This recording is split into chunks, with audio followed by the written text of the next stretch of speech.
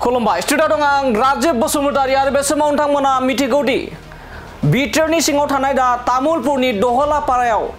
सानै उन्दै उन्दै गथ'फोरा ना गुरनो थांनानै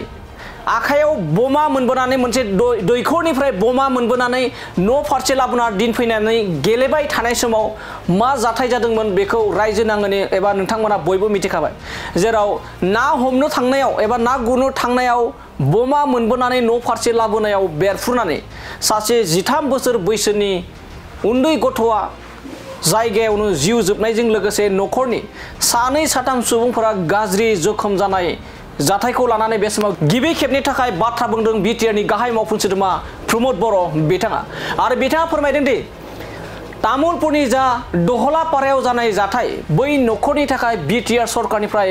नांगौ बायदि एबा हानायखिनिखौ मदद होगोन होनना बुंदों आरो लोगोसे बे समाव बमाया सोरबा दुथांफोरनि नङा बैफोर ओनसोलाव जाबायदि दहलापारा ओनसोलाव बेफोरबायदि जेबो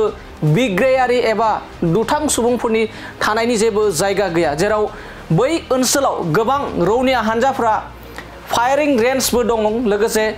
बिथांमोननि बायदिब्ला एबा बिटिआरनि गाहाय मावफुं सोद्रोमा प्रमद बर' बिथाङा अजद होनाय बायदिब्ला एबा बाथ्रा बुंनाय बायदिब्ला बे बमाया रौनिया हानजानिनो जागोन बेखायनो फैबाय थानाय समाव बेनि सायाव सांग्रां जानांगोन होननानै रोखा फोरमायदों लोगोसे बिटिआर सरकारनिफ्राय बे दुखुथिया न'खरनि थाखाय मदद होनायनि बाथ्रा बुंदों बिटिआरनि गाहाय मावफुं सोद्रोमा प्रमद बर' बिथाङा आरो बे बमाया बहानिफ्राय फैखो माबोरै फैखो बेखौ थाबैनो नायबिजिरनानै दिहुननांगौ आरो बिथाङा फोरमायनाय बायदिब्ला बिटिआरनि गाहाय मावफुं सोद्रोमा प्रमद बर' बिथाङा फोरमायनाय बायदिब्ला बे बमाया गुबुननि रावनिबो जाया बियो रौनिया हानजाफोरनिनो जानो हागौ होननानै बे समाव बिटिआरनि गाहाय मावफुं सोद्रोमा प्रमद बर' बिथाङा रोखा फोरमायनायखौ बे समाव नुनो मोननाय जादों মোক পুলিচে জনোৱা মতে সেইটো ডিফেন্সৰ হয় যিটো মানে মৰ্টাৰৰ যিটো এটা